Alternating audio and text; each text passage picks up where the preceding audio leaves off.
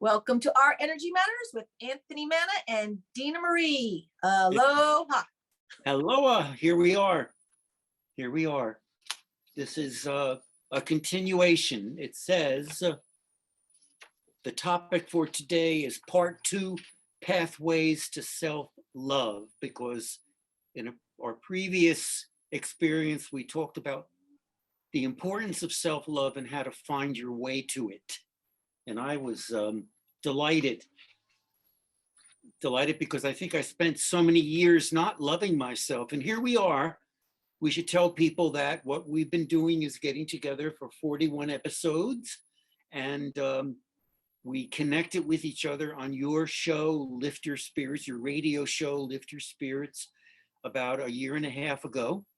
And ever since then, we've been communicating, I keep working through your book, Our Energy Matters, The Art of Crystal Reading, and keep learning so much in a sense of how to connect with my life and with others, and how to treat myself well, which is such a grand gesture. Today I say, Dita de Paces, wishing a day of peace to our Albanian listeners and viewers. And so I explained to folks that, that we both explained to folks that what we do here is that I usually come up with a piece of writing, and I'm going to turn around right now and grab hold of your book, which I did not do. I did not do.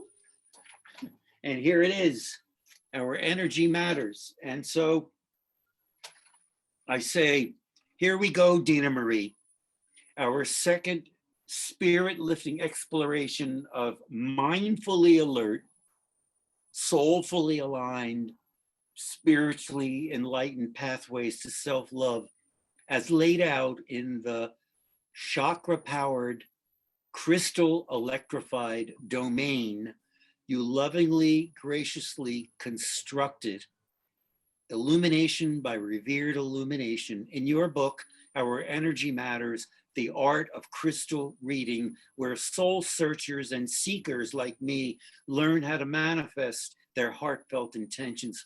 Folks, let's open with a glorified awareness of the manifestation, the durable significance of self-love. As her seekers, we meditate on the intuition which guides her angelically to make this life alert, calming pronouncement in the midst of the chaos that surrounds our daily reckonings. Here are her Self-Love 101, thoughts, creeds, and beliefs. It starts with the 4th chakra, which is, Dena Marie, what is that one? That is your heart chakra. You better believe. Yeah, no, there we go. And you in your book, you have this section called 4th chakra, air, love, connectedness, group consciousness. I couldn't stop thinking about that today so much that I went outside and looked up. She asks these questions. Do you love yourself just as you are today? I could stop and spend a couple of hours thinking about that. It's a meditation. Are you able to forgive and let go? We talked about that in our conversation. I have to do that with my grandkids and my son right now because we're in a situation where I need their attention. Do you feel connected to everyone around you? Pretty much immediately, yes, that feels good. Can you give unconditionally to yourself and others? Wow, you're asking a lot, Lady Grace. Can you, without thought, reach out and touch somebody in need? Yeah, I can reach out and touch you because you're in need because you hurt your ankle. Yes. And I can offer you some solace. Sure, yep. Why not? You can lift my spirits. Thank you so much. And then she writes something, I read on page 16 of her book, she says, without conscious connection with our own inspiration, we only have so much universal life force energy to give away before we deplete ourselves completely, we have to take the time to find our spirits, and you call it the oxygen mask, which I stopped and I think about that for a while. Then we can give to others. Taking a little time for yourself can refuel you energetically so you can continue to assist the ones you love. And I think what that says to me is it starts with loving yourself. Yeah. And I move on. Listen to this. I said that. And then right on the next page, it says, loving yourself, she wrote in Our Energy Matters, is a prerequisite for healing those around you. And may I boldly ask for healing yourself as well. Mm-hmm. I sense a challenge here, a challenging exchange of loving kindness in the sanctuary of your book, which is recognize and acknowledge the beauty and love in yourself, and you'll recognize and acknowledge the beauty and love in others. Gaze inward with the eyes of your soul, and then go outside. God, do that, please, God and Goddess. Look up and dance to the wonder of nature. Dena Marie, you demonstrated the experience of a type of self-depletion in families when children, even pets, you said that got to me too. I just stopped there and went, please, please. You know, energy, when children energetically protect a parent, eventually, you said, they become drained and they manifest their own dis-ease. And I ask you, have these children dissipated or lost their love for themselves? I think they love the parent so much that they're willing to give energy away unknowingly. And I used to say that animals are angels. They came here to give us energy. That's why people are addicted to babies, right? They're so full of energy. And then the baby gets to be a little bit older, and sometimes they'll have another baby or they'll get another dog, you know, whatever it is, because the animal grows sick and tired. The child starts getting some issues, health issues, or, you know, I think that also couples, you know, when I've been really, really happy, I attract men that are not full of energy, but they sure love being around me, you know. And I remember I could see pictures where they look healthier and I look worse. I even said that in my last relationship. I said, you look better day by day and I look like hell. You know what I mean? It's like, what's wrong with this? Because I forget. But I also tell couples to sleep in different bedrooms, you know, time alone. You need to refuel. And that's where the oxygen mask comes in. Because if I'm dead, there's not much I can do for my family. If I'm sick, right? So you and we were talking about martyrism and the victim. Yeah. That's an unbalanced heart chakra. What we do is we give to a fault, and then we become resentful, and we hurt ourselves with our energy. And we lose ourselves. Mm-hmm. This is a perfect transition to my next point, which is in your book, you reveal a time in your life when your dysfunctional behavior motivated your children to overcompensate their higher chakras to save you. That is, the healer, you, needed healing. What happened, actually? That's when I was a single mom, and it was a bad divorce, and things weren't going well. Nothing was going well. And I became just super angry, very angry. And I think they were a little bit afraid of me. Like I said, it was really super thin. I was boxing, and I just had this attitude. And I guess at that point, it'd be like my kids are walking on eggshells around me, which is not the case at all anymore. But as soon as forgiveness, that's your heart chakra. I let go of things I have no control over.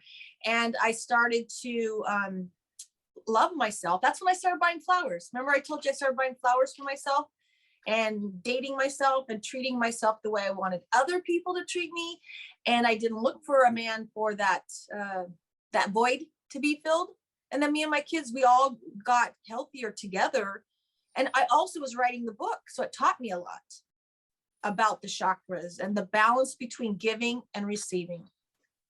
The balance between giving and receiving. And once again, relate that to the heart chakra. So I say the heart chakra is two colors. It's a pink and it's green. Green is when you give to others, and pink is when you give to yourself. And this is, the heart is your altar to your higher chakra, which is your inspiration, imagination, and creativity.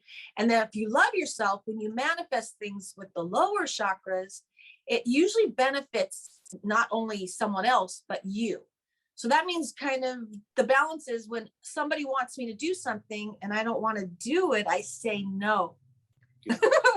It's that easy. And but what do we do? We're like, oh, well, okay, we'll do it. And my daughter is going through that with Emma. My 5-year-old granddaughter is starting to cry to get things, right? She's using her tears to get to my daughter's heart to give her stuff. And all my daughter has to say is no over a long period of time. And Emma won't use that crying to get what she wants. But that's kind of the heart chakra. She's tugging at my daughter's heartstrings through tears. She gets what she wants. And then Emma starts to get spoiled and rotten. So my daughter needs to love herself and say no. Do you find that, and maybe this is an unfair question because it puts you on the spot in a sense, but that you dealt with parents along the way in your healing activities where a lot of this came up, that their relationship with their children or their children's relationship with them, vice versa, was dysfunctional? They would pay me to work with their kids every week, and that would be clear, and it's in my book, that the mom was the problem, or the dad was the problem. Right. And occasionally I would get them in the office for a session and we do a reading. And again, it goes back to certain times. For instance, if I had an issue as an 8-year-old, when my daughter's 8, I'll have some trauma coming up and I'm not aware of it because I don't know I have this issue, and I'll take it out on my 8-year-old. And so I turn the tables around and I say, what were you doing when you were 8? Let's get a picture of you when you were 8. And sure enough, something tragic or abusive happened. And then the child's not the problem anymore, right? Because we're dealing with the issue with the parent. So doing this work has been so rewarding. It really has been. Well, yeah. And I mean, that's what I'm saying to you about your book, because what you manifest those stories in your book, and it's like, oh, okay. I mean, and what not that I want to go back into my life when I was a lot younger and first a married parent and then a single parent, for some of the stuff that I did that really I hate to use the word abuse because it makes me so sad. I was misinformed, and I was just so occupied with my career. And so there was a great deal of neglect, and I think it's okay now because my son, who was an adult, we recognize each other. And I think I feel like we're forgiving each other for, having misplaced our energy. And another one is self-forgiveness, is forgiving yourself. Recently I said I put my past on a fast, and I was thinking of the past of things I have done that I'm not proud of, or way I let other people abuse me, and I was being hard on myself. So there's parts of yourself we need to forgive, and I can see that in the reading too, where it's really you being more abusive to yourself inside your head than other people. Yeah, here we go with the word reading, and I think that's a nice segue also to the sense of as I was talking to you previously before the recording, that I would love to go back into some crystal reading, because I know that I will benefit from that by asking you again about crystal reading, what it is and where it led you, because I usually start by asking initially, where it all started, but that'll be for another time. I also think that here I could add to you what self-love could mean. And asking myself that question, I went into the internet and I found this Dr.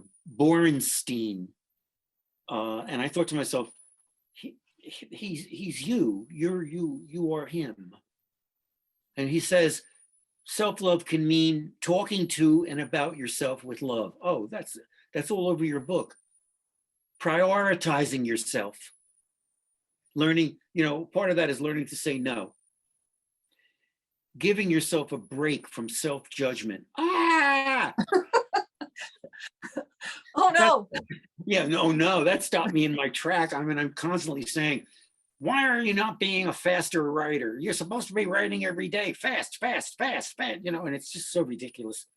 Trusting yourself. See, that's the opposite side of that coin, of the self-judgment. And then being true to yourself. Well, saying yes or no, choosing between yes or no.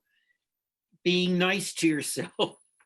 That is, I mean, how many times have we said, I'm going to be kind to myself today as a I don't know, a service to myself. Setting healthy boundaries, that comes up so often, doesn't it? Forgiving yourself when you aren't being true or nice to yourself, and it's a pleasure, and so I guess we're coming to the point, unless you wanted to add something to what I just said, but I think that forgiving yourself when you aren't being true or nice to yourself, does that ring a bell? Oh, yeah. And I think I used to make stickers for people. I made stickers at Starbucks and I made them for my clients. And it says, I love myself, or what, but you almost have to put it on your bathroom mirror, like a heart, I love me. I made all these little I love me things, but you do forget, just like we forget to breathe and then we get anxious and we get stressed out.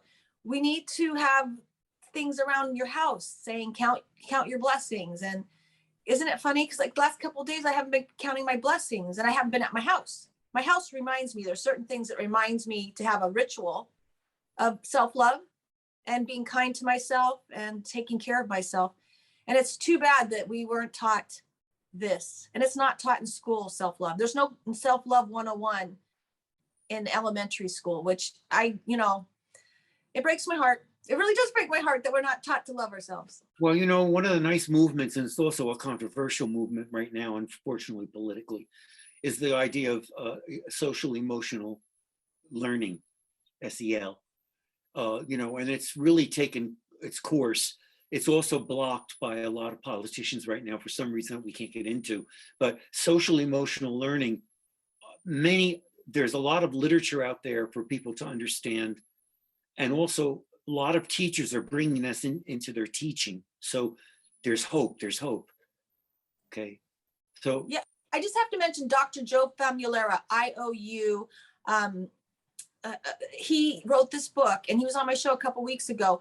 Mm-hmm. He calls it a lighthouse district, but that's what it's all about. And they have like music day and kids dancing in the halls, and kids are taught to express themselves, and they're given something that makes them happy and shine. And the teachers are trained in this, and it's just super lovely that there are good people doing good things. And yeah, we just got to plug into that. What's his book? What's the title of his book? It's IOU. That's inward, outward, upward living. That's true. It's really nice. But what he says is IOU. You owe yourself. Inward, upward, outward living. So it does begin with you. That's wonderful. I have a poem here, which is a nice transition for us to end. It's a poem deeply felt by Janssen Dizon. Her book is called Confessions of a Wallflower. And she writes in her poem, you deserve a love that's deeper than the ocean, a love that's brighter than the sun, a love that's higher than the mountains, a love that you can only find inside yourself. Beautiful. I thought, isn't that beautiful? And it really woke me to what we're talking about today. And Louise Hay says, and so it is. And so it is.